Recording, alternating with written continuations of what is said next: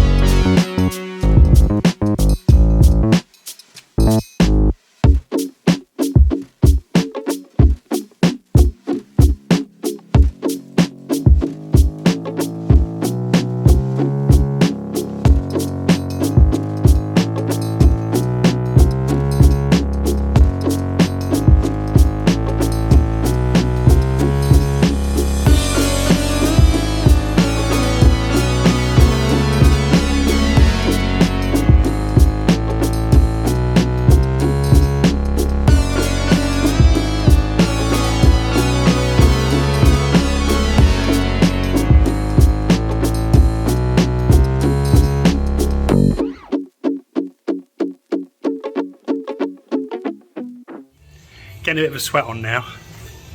First ball's up. A couple of those. Bolts that hold on the X-frame underneath, which I'll show you in a second. C's solid. Clearly I'm Superman. Ripped them straight off. I lie. I used the dugger. And yeah, not a good idea. So that one, oh, I'm getting covered in ATF, bloody hate ATF. Those two came off fine. Where have they gone? Those two, both sheared. It's not a massive issue because this subframe or cross members coming out anyway, so I can just drill them out on the bench. Don't have to do that underneath the car, thankfully.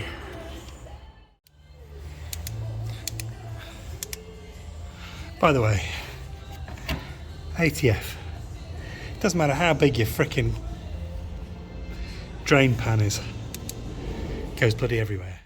Fortunately, my neighbour, Tor, hello Tor, was getting rid of some cat litter.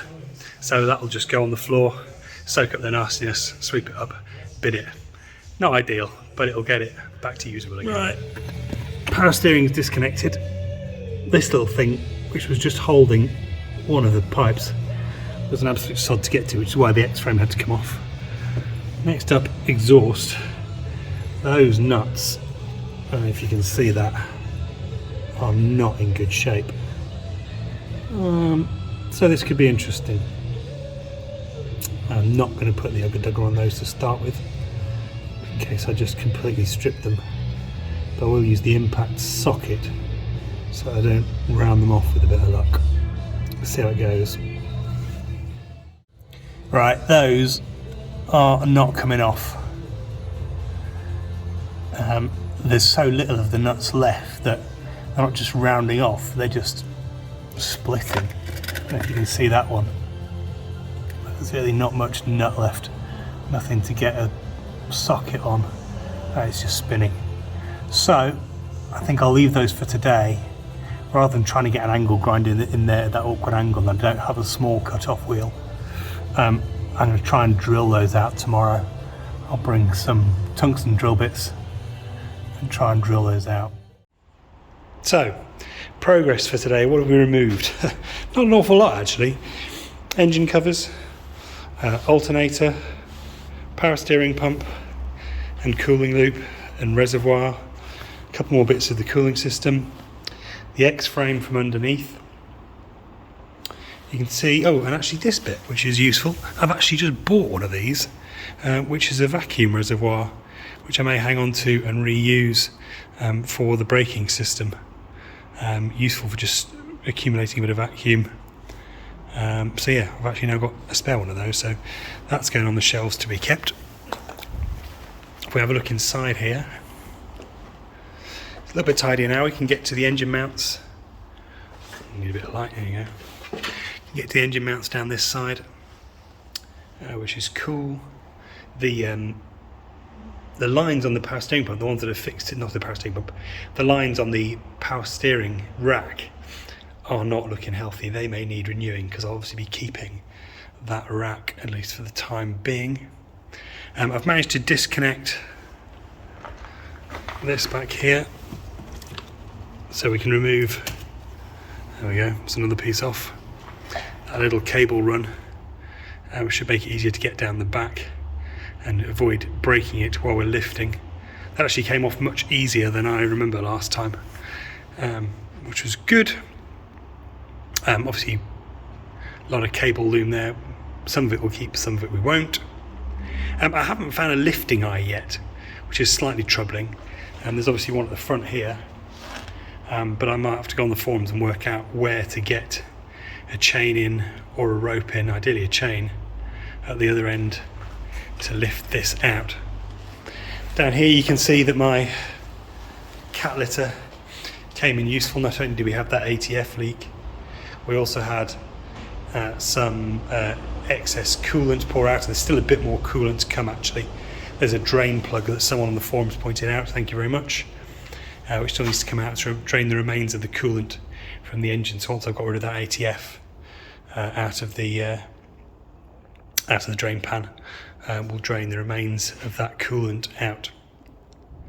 So yeah, so bit of tidying up to do, get the tools back in order, and then I'll show you some of the new parts. New parts. Some for the Z300S, but this big one. This is the beast. This is the drivetrain for the EVGT. This is a Lexus L210 CVT gearbox. And it does CVT, continuously variable transmission, by means of 2 electric motors, which, my limited understanding is, if we lock the input shaft, which would have been attached to a 2.5 litre straight 6 in a Lexus IS300H before, and hook it up to the inverter using the Zombiverter board, and we work out the comms between Zombiverter and this particular inverter, we can use both of those motors to drive this output shaft here.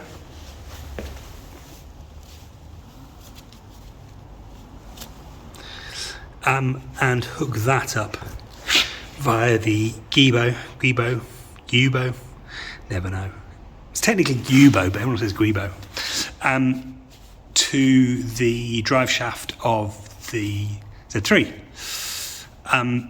Don't know yet exactly what I'll have to do in terms of an adapter plate here. It's a little way off, we don't have to worry too much about that yet, but just having it here, for a really good price, I'll be completely upfront. I paid £280 plus £50 shipping for this. So I sort of snapped it up at that opportunity. It means we can do some test fitting once we've got the other engine out. And yeah, very excited about this. Notionally 120 kilowatts, I think, which is kind of twice what I've got in the Z300 at the moment. So should be some good torque, some good power characteristics. And then in the background, something purely aesthetic, some roll hoops for the Z300S, which will go on at some point. We'll need to do some custom fabrication for the interior for that to surround them. I've got the mounting plates, I've got the bolts to go with it, but don't have the plastics surround, so I'll be having to make something for that or buy something, one or the other. Maybe as part of a wider transformation of that bit of the cabin. I would quite like a subwoofer in there, but the option subwoofer that came with it was quite expensive. So, new parts, most importantly, exciting motor for the EVGT.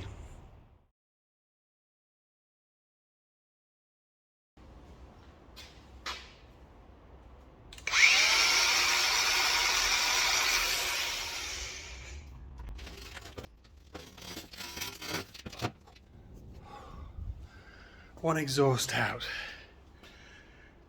It did not go smoothly, hence the angle grinder. This thing is a beast. Big old beast. And the state of those nuts on the studs meant I had no choice but to cut it off. But of course, my angle grinder doesn't have the reach to go all the way through.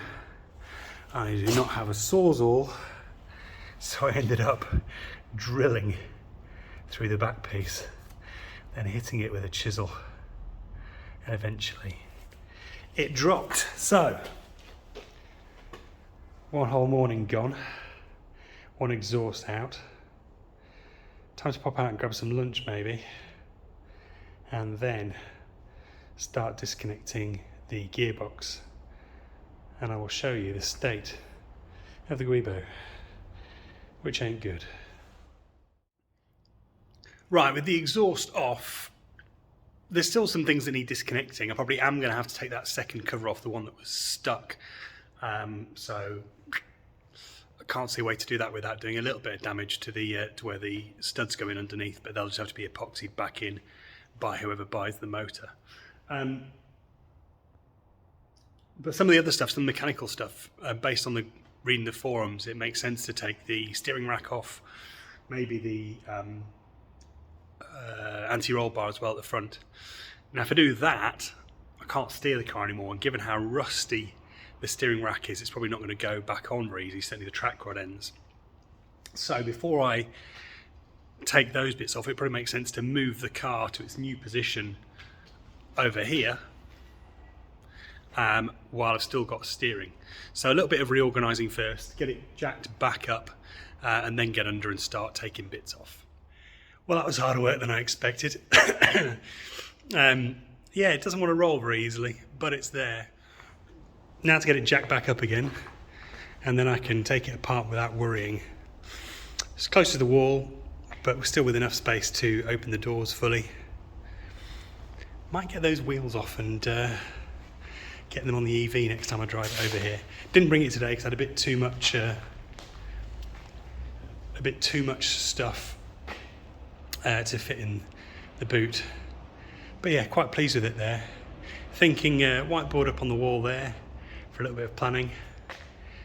Workbench maybe in that corner, maybe down there. Make use of the space, we shall see. I'm quite liking the patterned walls. Pretty cool. Right, get it jacked up, back under the car. Let's see if we can get that Guibo, whatever, off before I have to finish up for the day. Got a hard stop at 3 o'clock today, which you don't need to know this, but it's, well, 1:15. There we go. Jacked it up even higher this time. As you can see, got some blocks and some wood under the wheels, should the worst happen. Do really like that patterned wall. Looks like something out of a New York loft apartment. Anyway, time to get under it. Probably going to try and take off the gearbox mount, so I've got slightly better access to the Guibo, whatever it's called. But I'll show you when I'm under there. So there's the thing we want to remove. You can see, if you can see these threads at the back here, this thing's falling apart, so that won't be getting reused. But of course I forgot about the heat shielding, which needs to come off before we can take this cross member off, which makes access to the back of here rather easier. So we'll support this with the jack, unbolt this cross member, Once we've got this piece of heat shielding off, I'll unbolt it that side as well. Obviously all the heat shielding will come off at some point. I did just try and get my air ratchet working, which would have been a neat way to whiz off all of these little retaining nuts rather. But I've not used it in a while. I decided it's given up the ghost. So right angle electric ratchet, another thing for the birthday list. So the nice thing about working on BMWs is they leak oil like it's going out of fashion. As you can see, it's pretty smeary around here.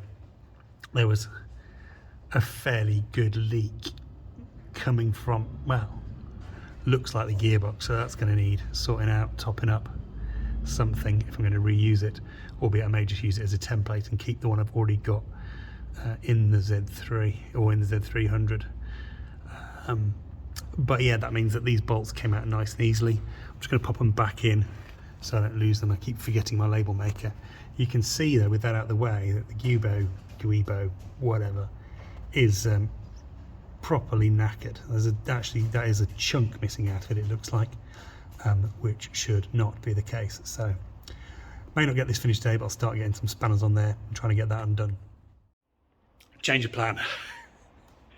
As you can probably tell from the fact this is steaming up, a little bit sweaty.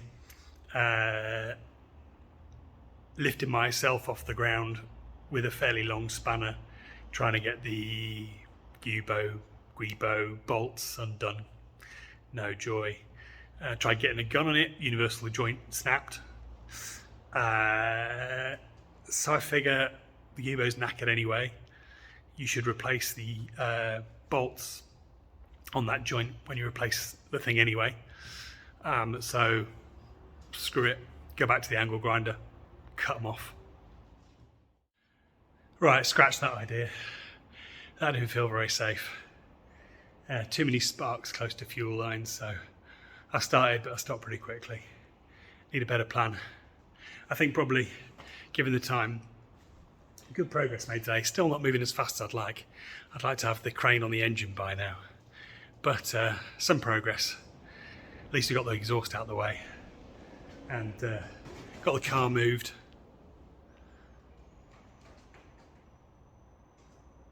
There's a cat or a bird or something on the roof. And yeah, you know, getting there. So that'll do for that day, which was actually yesterday. Forgot to record an outro. I'm going to pop back today, do a bit of tidying up, getting ready for Vince to move in. His first project should be coming in tomorrow with a bit of luck.